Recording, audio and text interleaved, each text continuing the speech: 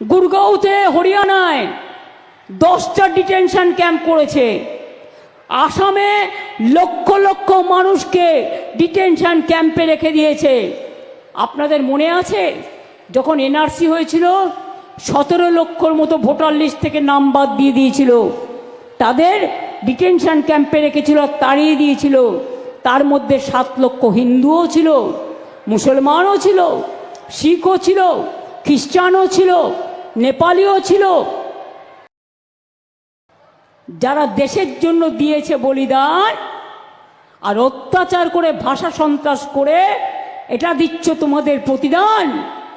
মানব না, ভাষার উপর অত্যাচার মানব না।